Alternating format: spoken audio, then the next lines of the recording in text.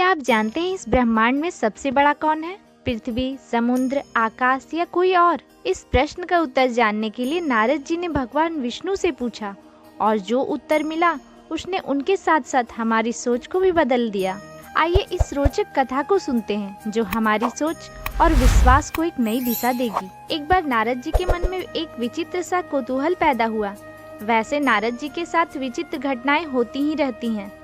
उन्हें यह जानने की धुन सवार हुई कि ब्रह्मांड में सबसे बड़ा और महान कौन है। नारद जी ने अपनी जिज्ञासा भगवान विष्णु के सामने ही रख दी। भगवान विष्णु मुस्कुराने लगे, फिर बोले, नारद जी, सब पृथ्वी पर टिका है, इसलिए पृथ्वी को बड़ा कह सकते हैं। परंतु नारद जी, यहाँ भी एक शंका है। स्वयं नारायण अपने उत्तर के साथ ही परंतु लगा रहे हैं। नारद जी का कौतूहल शांत होने की बजाय और बढ़ गया। नारद जी ने पूछा, स्वयं आप सशंकित हैं, फिर तो विषय गंभीर है। कैसी शंका है प्रभु?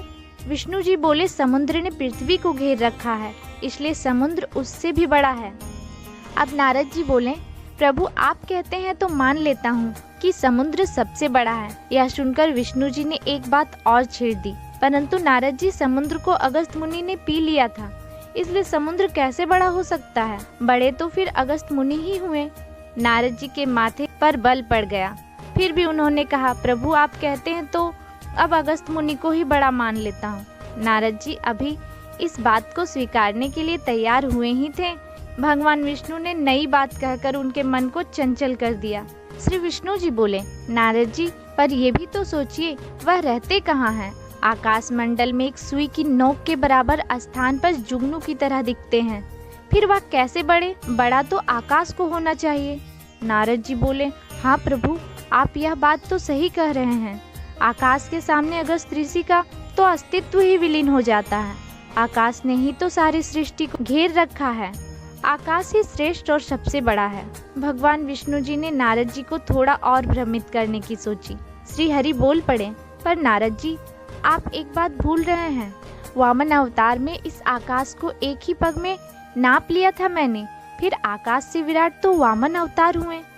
नारद जी श्री हरि के चरण पकड़ लिए और बोले, भगवान आप ही तो वामन अवतार में थे, फिर अपने 16 कलाएं भी धारण की और वामन से बड़े स्वरूप में भी आए, इसलिए यह तो निश्चित हो गया कि सबसे बड़े आप ही हैं।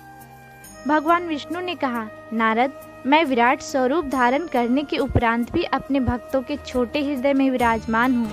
वहीं निवास करता हूँ जहाँ मुझे स्थान मिल जाए। वह स्थान सबसे बड़ा हुआ ना, इसलिए सर्वोपरि और सबसे महान तो मेरे वे भक्त हैं जो शुद्ध हृदय से मेरी उपासना करके मुझे अपने हृदय में धारण कर लेते हैं। उनसे विस्तृत और कौन हो सकता है? तुम भी मेरे सच्चे भक्त हो, इसलिए वास्तव में तुम सबसे बड़े और महान हो। श्री हरि की बात सुनकर नारद जी के नेत्र भर आए। उन्हें संसार को नचाने वाले भगवान के हृदय की विशालता को देखकर आनंद भी हुआ और अपनी बुद्धि के लिए खेद भी। नारद जी ने कहा, प्रभु, संसार को धारण करने वाले आप स्वयं खुद को भक्तों से छोटा मानते हैं, फिर भक्तगण क्यों यह छोटे बड़े का भेद करते हैं? मुझे अपनी अज्ञानता पर दुख है। मैं आगे से कभी भी छोटे बड़े के फेरे में नहीं पड़ूंगा।